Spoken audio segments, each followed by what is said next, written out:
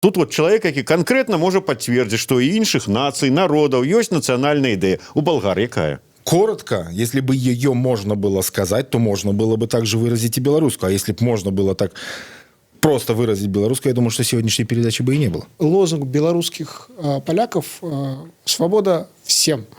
Вот. Он характерен для абсолютно любого народа на сегодняшний день. Мы будем говорить про национальную идею. Мы живем в мире наций. Место белорусов у сусвете. Циником выступаю здесь я. Ідея X на Єврорадіо. Вітаю ўсіх слухачоў Еўрарадыё. В эфіры чарговы выпуск праграмы «Ідэя X». Праграмы, падчас якой мы працягваем шукаць, прамаўляць, намацваць беларускую нацыянальную ідэю. Як звычайна, вядучыя ў студыі Максім Гаруноў і Зміцер Лукашук. Наш сённяшні госць, юрыст, прадстаўнік балгарскай дыаспары ў Беларусі Владимир Несмашны. Добрый день, спадар. Добрый день. Спадар Владимир, я так разумею, раз прадстаўнік балгарской диаспоры, значится болгарин. Да, болгарин по происхождению, болгарин по рождению, родился в Болгарии, в северной ее части, поэтому как носитель с рождения де-факто двух языков одновременно, свободно абсолютно говорю и по-русски, и по-болгарски, поэтому все равно национальная идентичность – это болгарин, но и большой друг Беларуси. Ну, але белорусский паспорт? Нет, у меня болгарский паспорт, и здесь вид на жительство. А белорусский язык понимаете? Да, конечно. А вас не здзівіла, калі я запрасіў вас поразважаць пра беларускую нацыянальную ідэю? Но как носитель болгарской национальной идеи в определенном смысле, я, конечно, открыт в этом плане к диалогу. Не могу сказать, что это удивило, скажем, в некоторой степени даже польстило. Вот вы сказали носьбіт болгарской идеи. А вы можете сказать, якая она болгарская идея национальная? Я до чего пытаюсь, потому что шмат кто кажет, что якая белорусская там национальная идея? Вот вы можете нам сказать, якая национальная идея там у немцев, там ті у французов? Ну и мы так, есть, конечно. Ну вот, а тут вот человек, який конкретно может подтвердить, что и іншых наций, народов есть национальная идея. У болгар якая? Ну, национальную идею сложно выразить в каком-то там в 2-3 предложения. Наверное, это достаточно объемно с учетом политического, экономического, исторического контекста. Поэтому я боюсь, что так вот коротко, если бы ее можно было сказать, то можно было бы также выразить и белорусскую. А если бы можно было так просто выразить белорусскую, я думаю, что сегодняшней передачи бы и не было. Юрист. Замысловато. Юрист, ну Хорошо, одразу важно. Надо вопрос по-другому задать. Допустим, болгарская сборная победила турецкую сборную с разгромом 7-0. С разгромным счетом 7-0. Футбольные фанаты на трибунах чего орут? Ну, чего они кричат? Там же есть какие-то 2-3 слова, не обязательно нецензурные. Что-то цензурное они кричат от радости. Обычно говорят, обычно чаще всего произносят фразу, которую можно перевести на русский язык «Да живет Болгария». Или просто Болгария, потому что Болгария это, болгарин это самосознание. Болгарин это вот слово, в которое вкладывается де-факто все. То есть я не могу сказать. Кроме фанатских кричалок, есть еще пару-тройку фраз, но не все из них, назовем это так, политкорректными, потому что современная политкорректность предполагает интернационализм и равный доступ всех ко всему. Но национальная идея, она всегда чуть-чуть так с легким налетом шовинизма. Без этого никак. Как это звучит? То, типа, болгары лучше македонцев. Вот что-то так, нет? Вы же юрист. Вы можете как-то какую-то обтекаемую формулировку, которая бы никого не уколола, а нам бы намекнула? Не буду.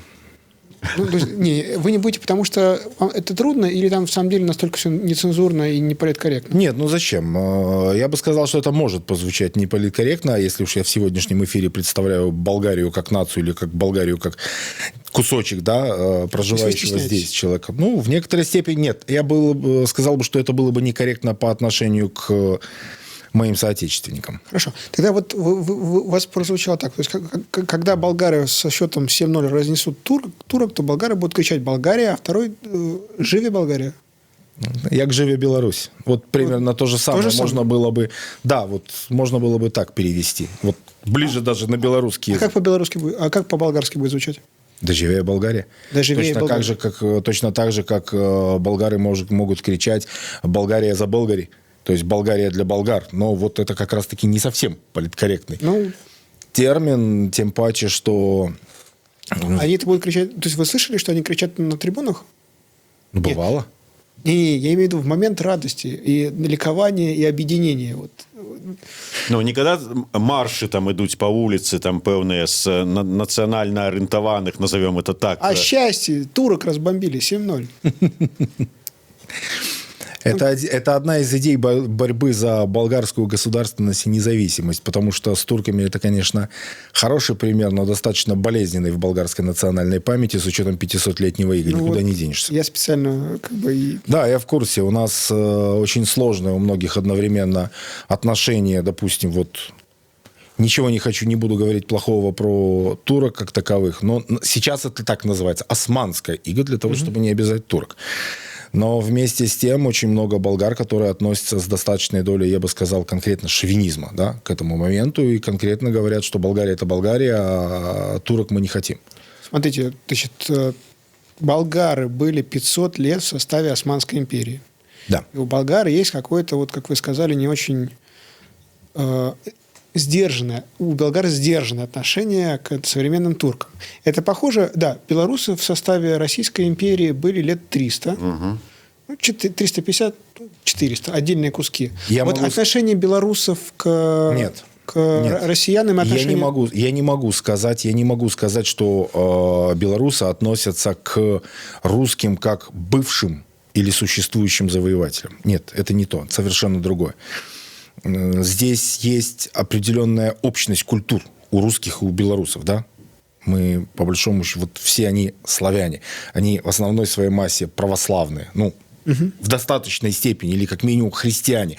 Даже если говорить о том, что в Беларуси был традиционно силен католицизм, то русские и православные – это все равно христианская вера. От этого никуда не денешься. Но вот противостояние христианства и ислама, как двух религий, несмотря на то, что у них общие корни это две авраамические религии, все равно здесь противостояние другое. Это противостояние скорее даже не политическое, а, я бы сказал, наверное, духовное.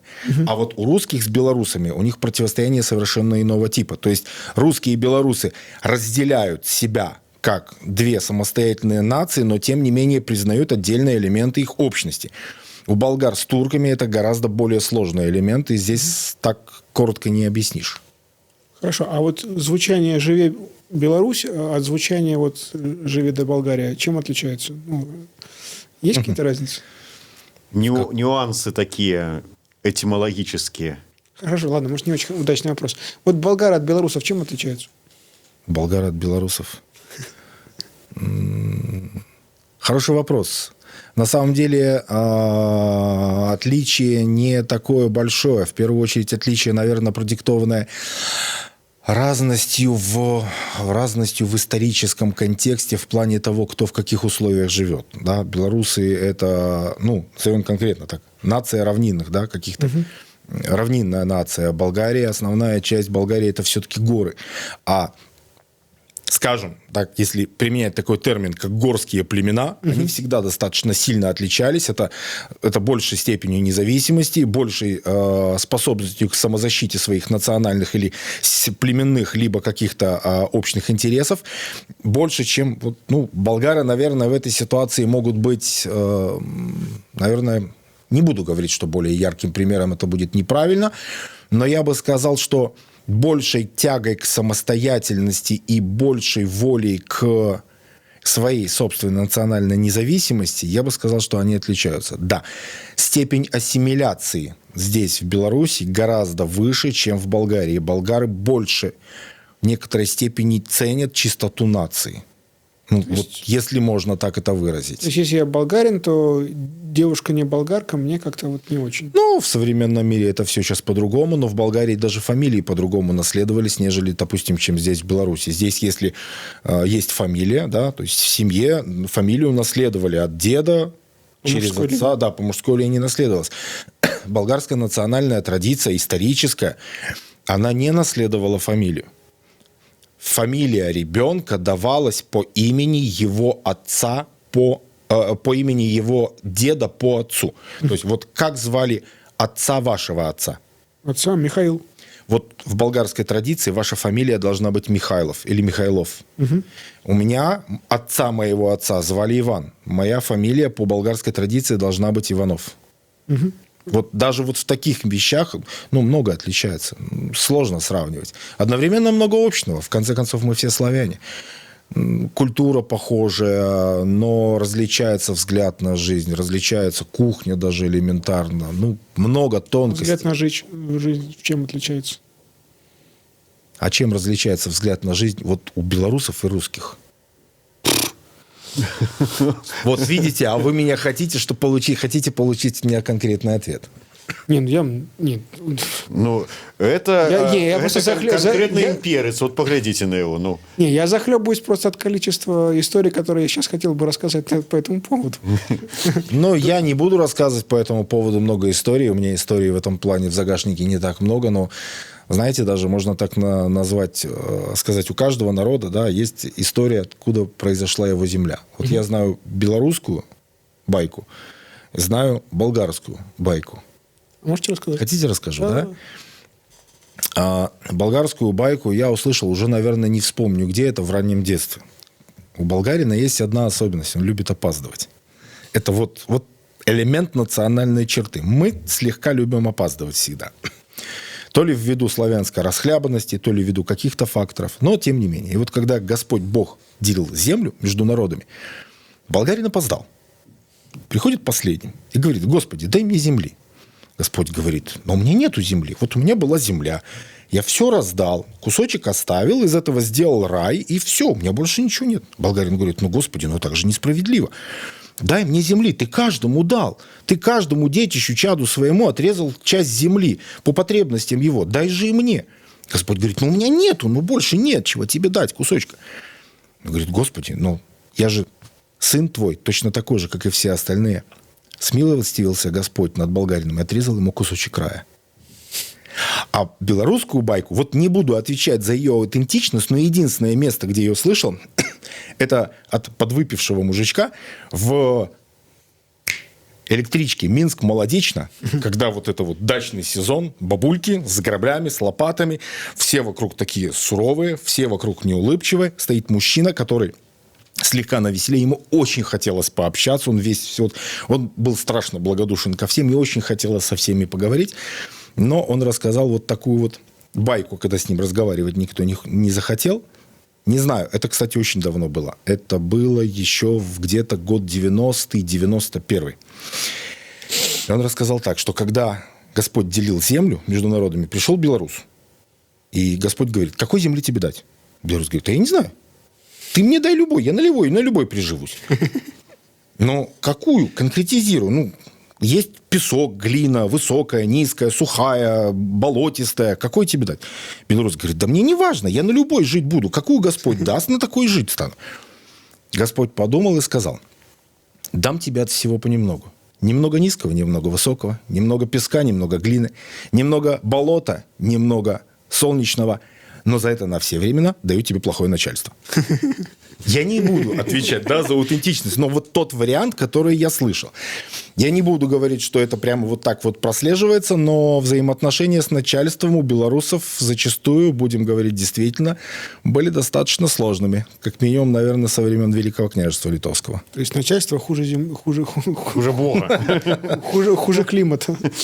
Ну, ось про байку вы нам рассказали про паходжанне беларускай зямлі, якую вы пачулі в электрычцы. А ці чулі вы беларускую нацыянальную ідэю вот от кого-нибудь, от подвыпившего кого-нибудь там бабушки? Не слышал даже от трезвых. По крайней мере, в том контексте, в котором ее можно было бы сформулировать кратко и емко. Вот живя в Беларуси уже много-много лет, уже научившись свободно совершенно понимать, по крайней мере, по-белорусски, я наблюдаю и внутренние, и политические течения, и этнические течения.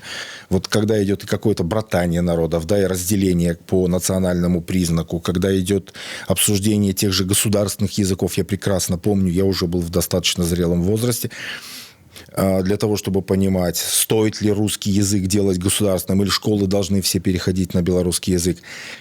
Но вот среди этого всего, даже когда я вижу людей, которые объединяются по признаку национальной идеи, в конечном итоге так, чтобы ее кто-то смог сформулировать, я, к сожалению, так этого и не увидел. Добра, а як вы лічыце, ці патрэбная яна беларусам? Вот у болгар ёсць, а беларусам трэба ці не трэба? Ці, Я вот, думаю, ці что- так і пражыве? Я думаю, что нужна.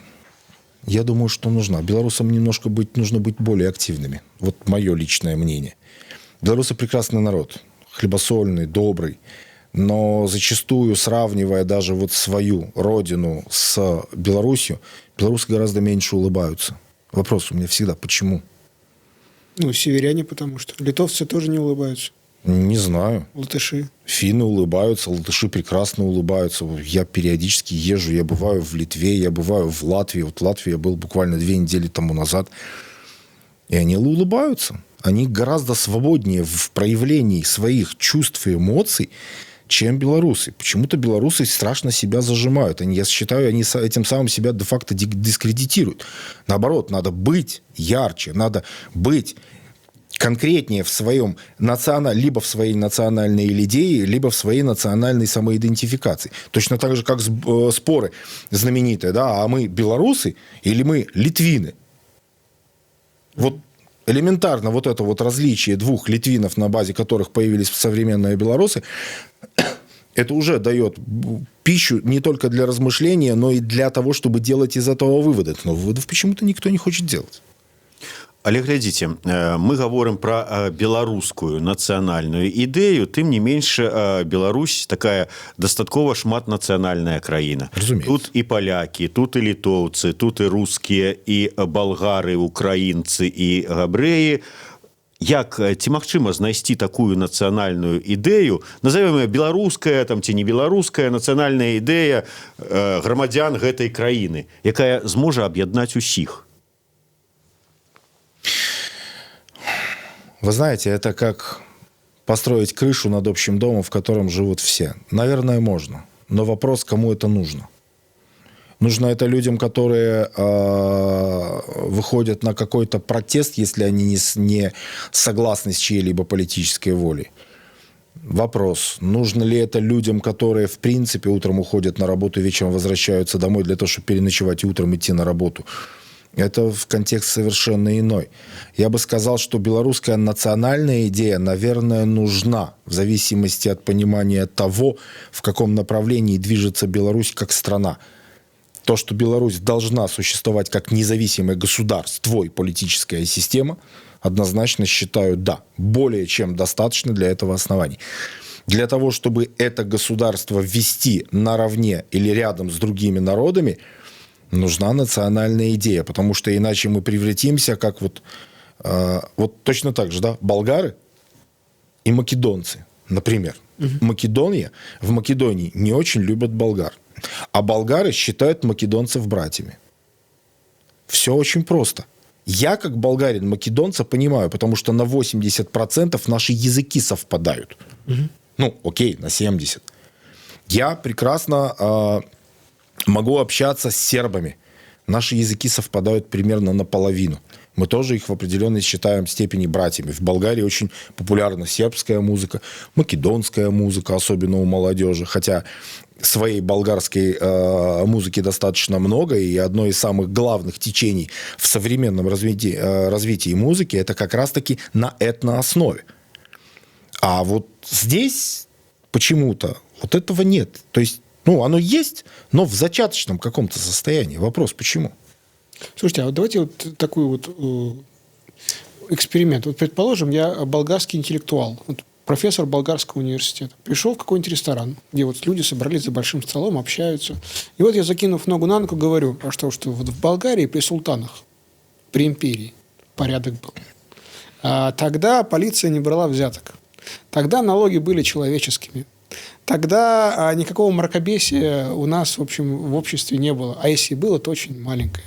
Давайте-ка вот при султанах было хорошо, и вот хорошо, чтобы вот турки сюда вернулись бы. И вообще было бы замечательно, чтобы еще и болгары как-то вот не забывали турецкий язык, чтобы он отсюда не уходил. Вы как-то не слишком смахиваете в этом выражении на болгарского интеллектуала. Я понимаю. Это же эксперимент. Прикидывается. Я понимаю, прикидывался болгарским интеллектуалом в Минске. На турецкого, возможно, вы больше будете смахивать одинаковый, хотя я вам скажу один маленький нюанс. В Болгарии на национальном телевидении час программ ведется на турецком языке. А в болгарском парламенте есть достаточно мощная турецкая фракция. Этого никто не скрывает. И у нас зачастую можно увидеть 2 выпуска новостей подряд, одинаковых. Сначала на болгарском языке, потом на турецком. Потому что турецкоговорящих на самом деле в Болгарии достаточно много. Ну, то Но есть разделение именно есть. вот реакция на такое выступление в ресторане мое, да, было бы какое? Ну это турок, и он очередное свое турецкое что-то... Ну, возможно, к вам кто-то подсядет, возьмет рюмку и начнет с вами спорить. А так? Ну, то есть это нормально. Но вот если вы соберете вокруг себя 10, 20, 30 человек и выйдете на улицу с транспарантами и начнете кричать, что Болгария – это Турция, скорее всего, вас потопчут. Если вы один, и ваши слова, ну что ж, вы выражаете свое мнение, вы имеете на это право, почему нет? Слушайте, а там, где вы родились, было, в вашем окружении был только болгарский язык или турецкий тоже был? Болгарский и второй – валахский, то есть это диалект румынского. Это маленькое село на берегу Дуная в Северной Болгарии. У нас вот наше село, 500 метров до Дуная, и по ту сторону Румыния. Там смешение языков было не с Турцией, до Турции достаточно далеко, а этнически как раз вдоль Дуная живут валахи, и мои предки, они, в принципе, по большому счету, они валахи больше, чем болгары. Ну, если так уж разбираться совсем в корнях. Ну, у белорусов тоже можно до древлян дойти, до кривичей, до радимичей и всех остальных народов, которые здесь проживали. Поэтому этнически мои предки, они валахи. Но, тем не менее, Болгария, она там тоже присутствует. Ну, а вообще место Считаем себя болгарами. Место турецкого языка, как вот языка империи, как бы относительно недавно ушедший, вот, исчезнувший, оно какое в Болгарии? Вот турецкий язык, вы сказали, что есть пара фракций, оно бывает иногда по телевидению, а что еще? Газеты? Но это не государственный язык однозначно. Да, есть отдельные газеты, которые издаются, какие-то СМИ на турецком языке, но это не СМИ общенационального значения, за исключением, наверное, вот национального телеканала. То есть, если я, допустим, подхожу в Софию... И то он коммерческий, он не государственный, по большому счету. Если я в Софии подхожу к газетному ларьку, вот какая вероятность, что я там увижу... Сколько газет на турецком языке я там увижу? Не могу сказать, но если вы спросите газету, что есть из турецкой литературы, скорее всего, вам что-нибудь предложат. Турецкая литература, в смысле книжки? Нет, я имею в виду, газеты это тоже литература. Газетный киоск, если, соответственно, вам предложат, скорее всего, вам предложат 1-2 газеты, возможно, и на турецком языке. Не исключаю этого варианта абсолютно. Очень давно не покупал в Софии, в киоске газеты. Мы чуть-чуть в стороне, в Софии я бываю не так часто. Владимир, вернемся на беларускую зямлю. Вы хоть і маеце балгарскі пашпарт, але маеце від на жыхарства ў Беларусі, і я так разумею, што далейшы свой лёс на бліжэйшыя гады звязваеце з Беларусью. У меня нет настолько четких планов, чтобы я сказал, что я буду однозначно жить в Беларуси. Сейчас я здесь живу, потому что у меня здесь живут родители, у меня здесь живет, я семейный человек, у меня супруга белоруска, у меня здесь дети, поэтому сказать, что однозначно я буду жить всю жизнь в Беларуси или там на 10-20 лет вперед загадывать, наверное, я так не скажу. Сказать, что я планирую уехать, у меня таких планов тоже нет. Все зависит, то есть я сейчас, в данный момент, нахожусь на определенном внутреннем таком перепутье, и не исключено, что я сменю юриспруденцию, возможно, на какую-то другую сферу. А если другая сфера мне ее развитие не то чтобы даст возможность, но я смогу развивать ее, допустим, точно так же в Болгарии, как могу развивать здесь не менее успешно, то почему бы и нет, я могу переехать. У меня есть куда? Есть дом, село. Своими руками, своим трудом я проживу всегда. Вопрос работы тоже вопрос второй. А в армии вы служили? Нет. А почему? Так получилось? По закону почему? В Болгарии был закон о военной службе, поэтому по первоначальной редакции закона лица, которые проживают за пределами Болгарии постоянно и минимум больше 5 лет, освобождаются от обязательной военной службы. Потом был короткий перерыв, когда в Болгарии поменялся закон. Я даже один раз попал на первичную комиссию медицинскую. от военкомата, но, во-первых, все повестки, которые приходили, они приходили сюда с опозданием в 2-3 месяца, о том, что надо было куда-то явиться, и, во-вторых, в Болгарию я ездил не слишком часто. А если бы у вас был... А сейчас вообще там контрактная армия. С момента вступления в Евросоюз профессиональная контрактная армия и всеобщего призыва просто не существует. А если бы у вас был выбор, вы бы в какой армии послужили? В белорусской или в болгарской? Ну, если бы к тому времени, условно говоря, я был не женатым и не обремененный детьми, да, вполне возможно, я бы ушел служить, ну, по своему гражданству, я бы пошел служить в болгарскую армию. Я бы не сказал, что я увидел бы в этом что-то плохое. Угу. Возможно, даже я бы внутренне обогатился этим за счет того, чтобы я достаточно большое количество времени провел бы действительно в Болгарии среди моих соотечественников. Это для меня тоже важно. Уявім сабе, што вот гэтая тэма, так сказать, намацавання ці фармулявання нацыянальнай ідэі выходзіць нарэшце за межы нашай студыі, пачынае актыўна абмяркоўвацца у беларускім грамадстве, розныя там суполкі, там, скажем, палякі прапаноўваюць сваё бачанне, вот як бы яны хацелі, як грамадзяне гэтай краіны ўсё-таки бачыць нацыянальную ідэю, каб яна і іх нейкія там нейкія інтарэсы ці мары таксама увасабляла. Болгарам ёсць тут болгарская, вот мы сказали, дыаспора, болгарская дыаспора ў Беларусі, але ёсць нейкая сапраўды вот структура, скажем так, якая можа прыйсці і сказаць: так, а мы ж вот таксама паўнавартасныя грамадзяне гэтай краіны, болгары, і мы хацім, каб і нашы інтарэсы нацыянальная ідэя улічвала. Нет, во-первых, такой организации на сегодняшний день действительно ее нет, не существует. Существует здесь местное, существует общество белорусско-болгарской дружбы, но, опять же, это как бы, назовем это не слишком громкая организация, это просто обмен, культурный обмен, переводы, в том числе литературных произведений. Там многое завязано, в основном исключительно вот на литературе, искусстве, культурном обмене как таковом, взаимные поездки, знакомства, изучение языка и так далее. Но это небольшое достаточно общество. Какого-то национального объединения здесь нет. Наверное, я бы сказал, что все в основном концентрируется вокруг посольства Болгарии, потому что оно представляет полномочно страну, одну страну в другой стране. И я бы сказал, что в этой ситуации его роль должна быть такой вот объединяющей, помимо введения элементарно какого-то реестра граждан Болгарии, которые здесь проживают.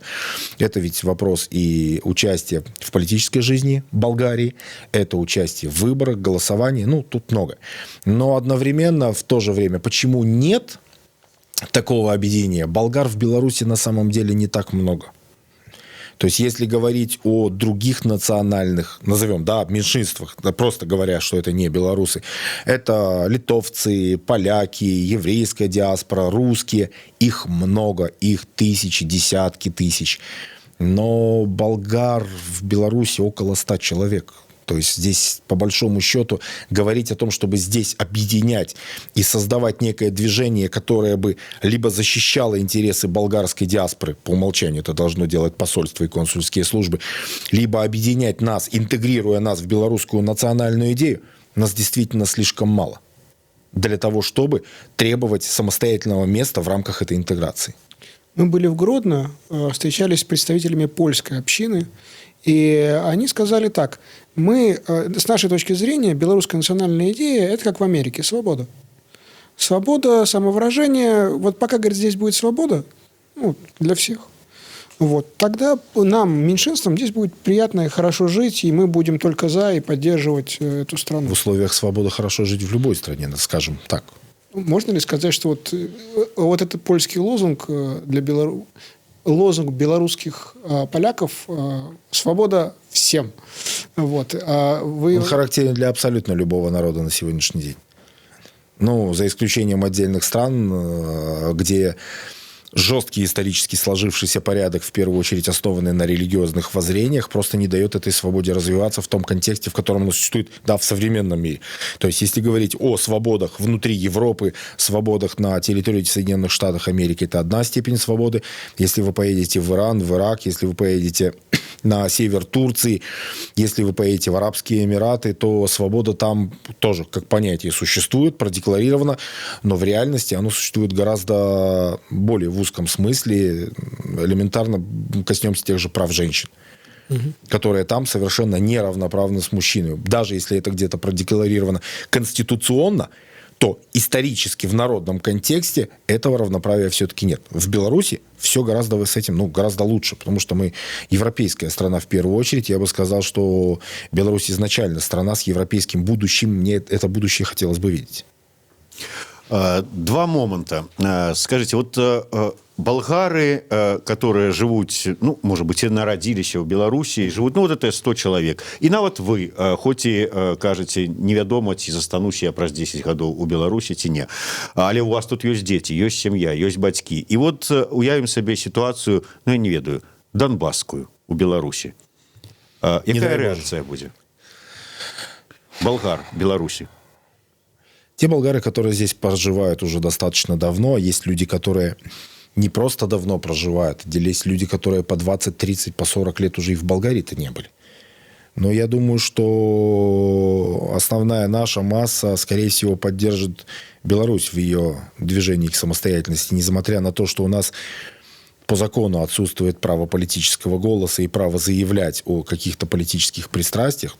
Любой негражданин не имеет права этого делать в любой стране. Но, тем не менее, я думаю, что, не дай Боже, если будет такая ситуация или похожая, то белорусы могут рассчитывать на нашу помощь, по крайней мере, моральную поддержку. Мы в любом случае будем за ту страну, в которой мы живем, благодаря которой мы существуем, которая дает нам хлеб, работу. Мы здесь живем. Мы интегрированы в это общество. Мы без него, по большому счету, не то чтобы мы можем без него, но вопрос, хотим ли? Скорее всего, вряд ли.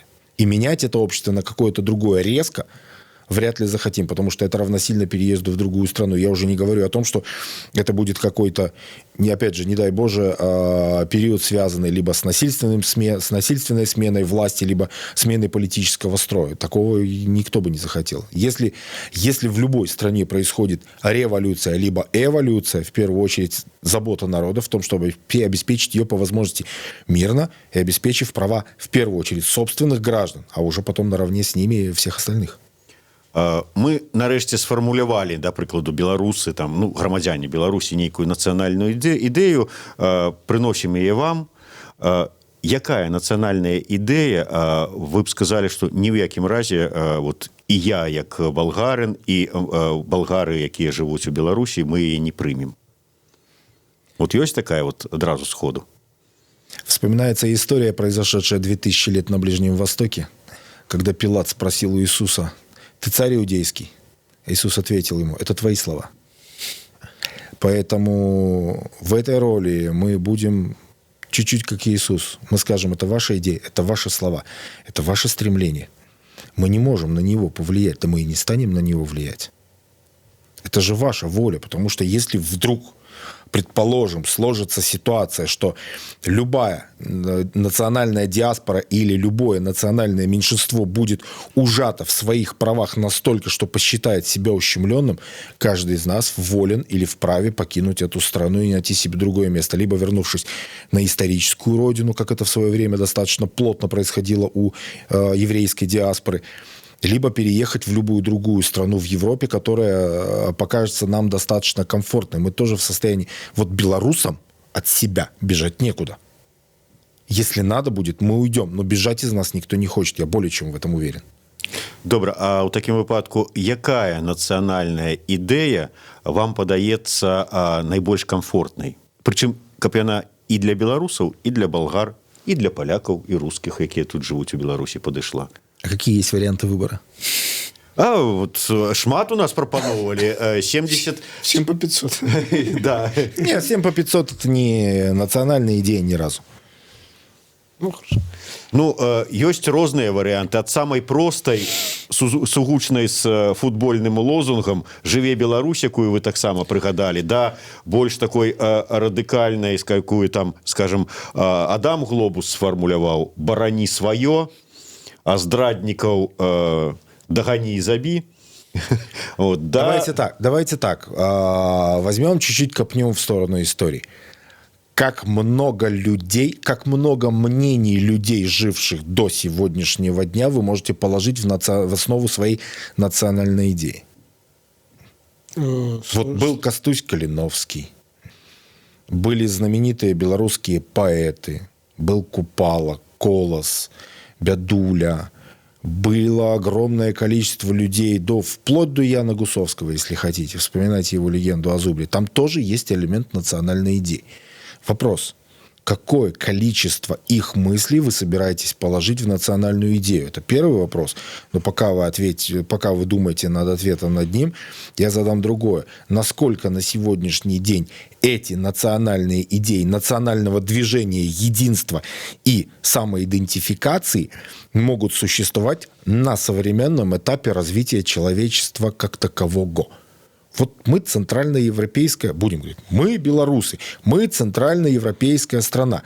Наша задача, сохранить свою государственность, сохранить свою культуру, сохранить свою национальную самоидентичность и право называться белорусами, но при этом важно, не ущемляя других, жить в мире со всеми. Вот основа будет такой в любом случае, как бы вы ни хотели. И свою национальную идею, если хотите, чтобы она была понята и принята, вам придется ее формулировать в контексте современных существующих тенденций развития человеческой расы. Будем называть это так. Поэтому какой будет национальная идея, это вопрос не ко мне, это вопрос к белорусам. Если вы ее в состоянии сформулировать, мы будем ее принимать. Кто не согласен, ну что ж, есть два права. Первое право протестовать, второе право поехать туда, где национальная идея тебе кажется более комфортной. Куча белорусов на сегодняшний день находится. Одна в России, вторая в Европе. И те, кто уехал туда на постоянное место жительства, спокойно существуют там с местными национальными идеями, которые во многих странах кажутся, возможно, нам достаточно странными, а с другой стороны, кажутся нам достаточно опасными, да, с точки зрения, допустим, нас, как белорусов, уехавших куда-нибудь жить в Норвегию или уехавших жить в Испанию. Но формулируйте свою национальную идею. Добра.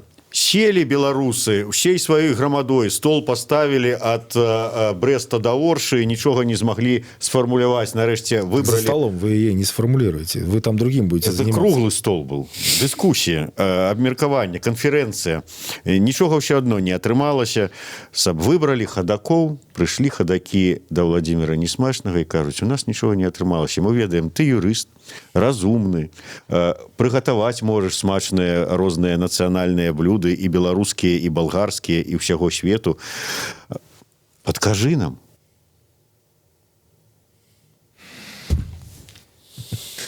Я не мессия.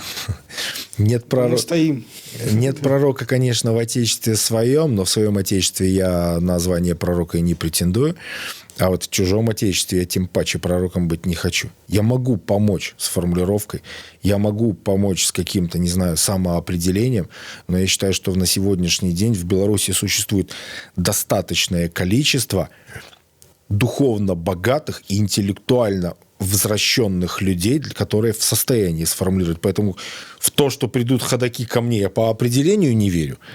А в том, что в такие ходаки вообще пойдут куда-то на сторону для того, чтобы подпитаться там знанием или методологией, я тем паче верить не хочу, потому что я в достаточной степени верю в белорусскую возможность самоопределиться.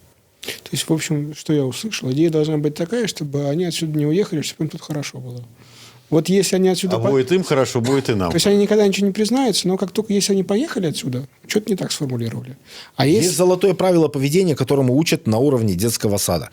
Поступай с другими людьми так, как они хотят, чтобы они поступали с тобой. Вот белорусы должны, любой народ, это в рамках любого народа. Потому что, да, народы перемешиваются, культуры смешиваются, старые обычаи забываются. Есть гигантские, можно собрать талмуды, описания тех народных обычаев, которые вообще исчезли. Исчезли песни, исчезла литература, исчезли сказания, бытовые какие-то мелочи, которых нет в современном мире. С одной стороны, это повод сожалеть об утраченном наследии.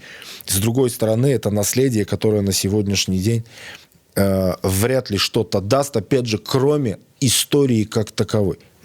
Была одна когда-то фантастическая книга, не суть, кто автор, не суть, кто, о чем она была, но там главный герой, который говорил, опять же, книга даже назовем так, слегка фантазийная, он говорил, а зачем им находить библиотеку Ивана Грозного? Зачем им 20 способов запрягать лошадь в современном мире? да, или 10 способов изготовления конских хомутов. Вот если найдут, это будет историей как таковой, но не историческим наследием, которое можно было бы сейчас использовать. Поэтому в этом контексте, в этой ситуации Беларусь должна формулировать свою национальную идею с прицелом на будущее, но с учетом хвоста прошлого. Никуда от этого не денешься. Потому что белорусская самоидентификация, как и самоидентификация любого народа, будет основываться в первую очередь на его культурном наследии, а во-вторых, на сложившемся ментальном образе мышления и степени и желании развития. Вот так вот, с прицелом на будучыню, з улікам гістарычнай спадчыны. Ну, если в общем, то как-то так. Кто не согласен, бросайте в меня камни. Дякую вялікі. Ад нашай праграмы Ідэя X, Еўрарадыё, нашага партнёра крамы Сым-Бальбай. Такі вот падаруначак. Владимир Нясмачны, Супер, спасибо Максим большое. Гарунов, Зміцер Лукашук. Слухайте і глядзіце нас. Ідэя X на Еўрарадыё.